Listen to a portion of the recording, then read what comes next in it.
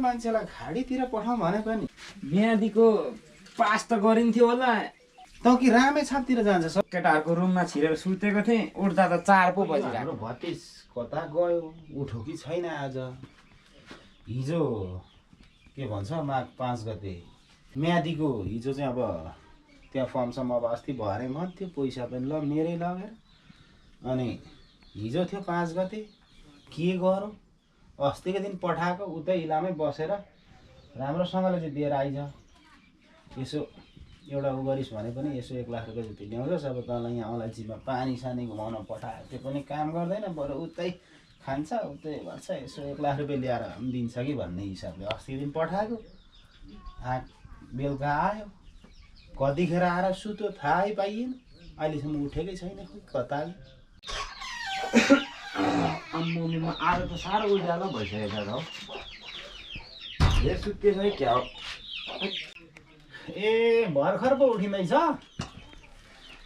ल ल उज्यालो भएकै छैन, एकछिन सुत्दै पनि भइहाल्थ्यो नि। अहिले जाडो चाहिँ अलिक हटेछ, तर घाम पुरो आइसकेछ। धेर सुत्केछ आज। आम्मामा पुरै दिउँसो भइसकेछ। आज नि बुढाको गाली चाहिँ खाइदियो हो। सुताइ त यस्तै त हो नि, अब यहीँ घाम आउँछ जहिले त्यही हो। अब कति भन्नु, म चाहिँ भन्न छोडेको होइन। अनि के गरियो त हिजो म्यादीमा, के गरियो? नामसाम त निकालियो होला नि। अब होइन, हिजो अलिक गलिएको पनि थियो कि, अनि अलिक ढिलोसम्म सुत्यो। म्यादीको पास त गरिन्थ्यो होला।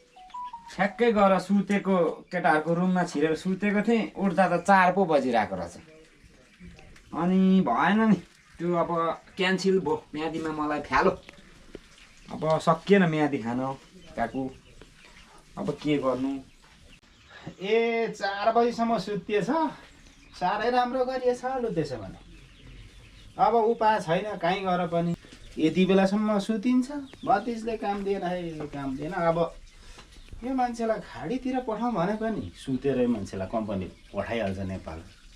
तँ कि रामेछापतिर जान्छस्, त्यतातिर चाहिँ अलि यो बाटोसाटो कामसाम पाउँछ अरे, त्यता जान्छस् होला अब तेरो।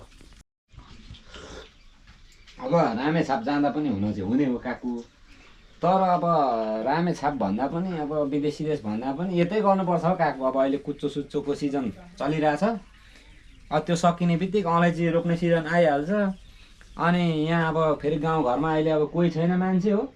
अब जमिनहरू बाँचिएर पुरै अब धेर छ क्या जमिन बाँचिएको, पुरै यतै सदुपयोग, जमिन सदुपयोग गर्ने यतै गर्ने काकुमा, नजाने कहीँ नजाने। ल त ल ठिकै छ। अब तेरो सोचाइ पनि एक किसिमको राम्रै हो। अब भनेअनुसार गर्ने हो भनेदेखि त्यही नेपालमै पनि केही हुन्छ। बाँझो जमिनहरू बाँचिएको छन् होइन, हामी युवाहरू विदेशी रहेको अवस्था छ। यतिको सोच ल्याउनु चाहिँ भतिज तेरो राम्रै सोच हो, मैले माने। ल ठिक छ, अब यहीँ गर्नुपर्छ काका भतिज मिलेर।